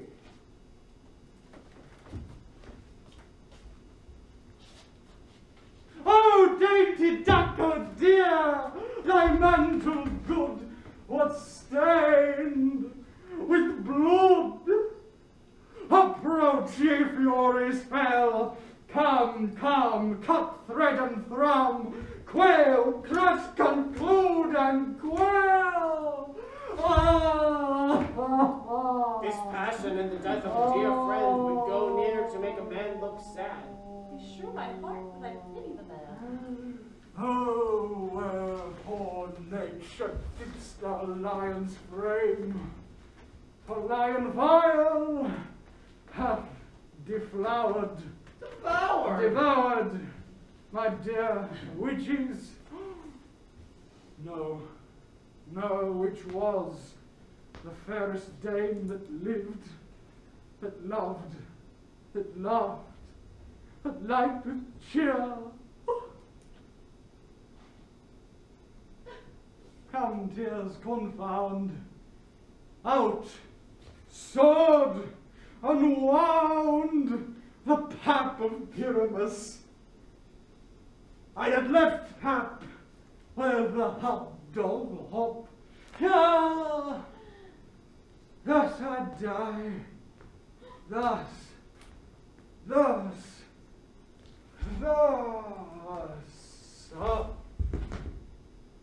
Now I am dead.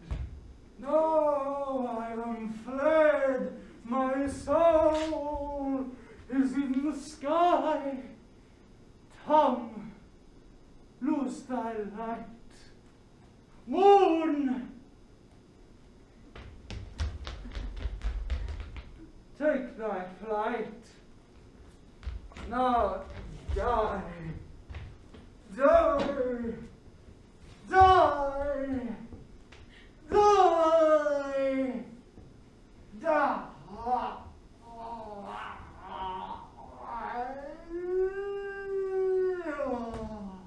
No die, but an ace for him, for he is but one. Less than an ace, man, for he is dead. He is nothing. With the help of a surgeon, he might yet recover and yet prove an ass. How chance moonshine comes back, before Thisbe comes back and finds her love. She will find him by starlight. Oh, here she comes, and her passion ends the play. Methinks she should not use a long one for such a Pyramus. I do hope she will be brief. A mote will turn the balance. Which Pyramus, which Thisbe is the better? He for man, God warrant us. She for woman, God bless us. She hath spied him already with those sweet eyes. And thus she means better. Asleep, my love! What? Dead, my dove? O Pyramus, arise! Arise! Speak, speak! Quite dumb? Dead? Dead? The tomb must cover thy sweet eyes. These lily lips, this cherry nose, these yellow cowslip cheeks are gone. Oh, gone! Lovers make moan. His eyes were green as leeks. Oh, sisters three, come, come with hands as pale as milk. Lay them in gore, for you have shore with shears his thread of silk. Tongue not a word. Come, trusty blade. Come, sword. My breast imbrue. Ah! Ah! Ah! And farewell, friends. Thus this ends. Adieu. Adieu. Adieu. Moonshine and lion are left to bury the dead. Aye, and wall too. No, no, I assure you the wall is down that parted their fathers. Will it please you to skip the epilogue or to hear a bergamot dance between two of our company? No, epilogue, I pray you, for your play needs no excuse, never excuse. For when the players are all dead, they mean none to be blamed. Marry, if he who read it had played Pyramus and hung himself in Thisbe's garter, it would have been a fine tragedy.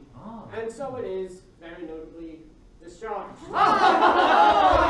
Come, your burgomask, leave your epilogue alone.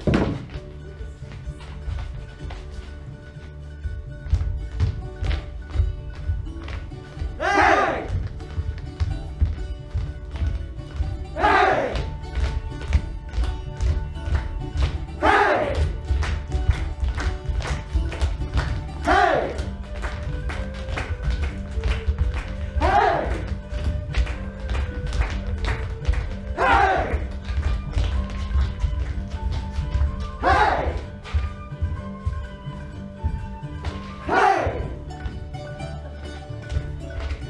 Hey!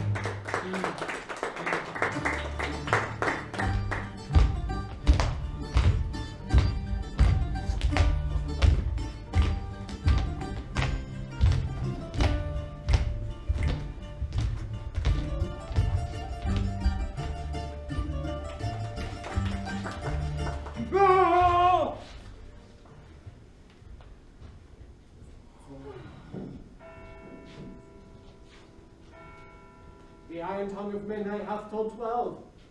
Lovers, to bed, 'tis almost fairy time. I fear we may outsleep the coming morn as much as we this night have overwatched. This palpable gross play hath well beguiled the heavy gate of night. Sweet friends, to bed. A fortnight hold we this solemnity in nightly revels and new jollity.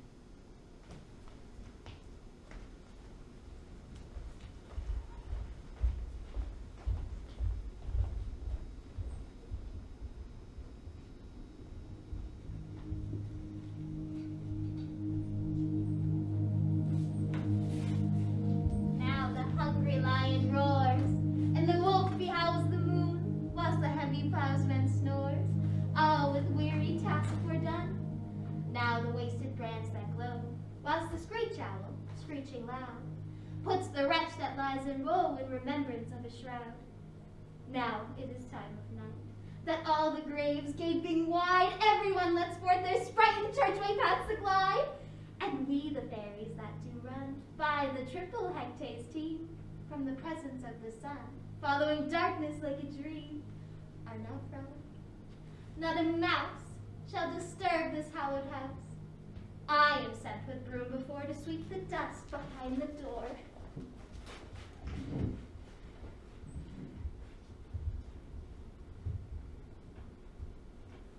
Through this house give glimmering light, by the dead and drowsy fire.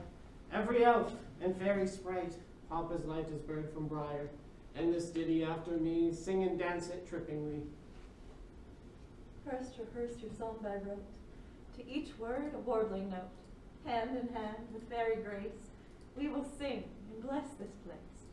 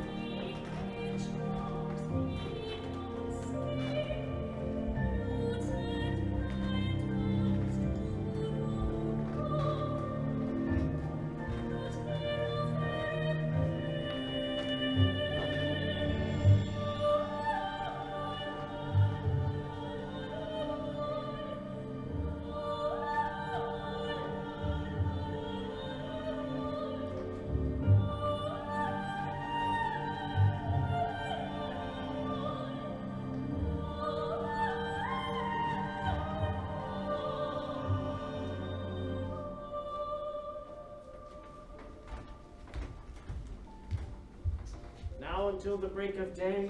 Through this house each fairy stray, and to the best bride bed will we, which by us shall blessed be. And the issue there create ever shall be fortunate. So shall all the couples three ever true and loving be.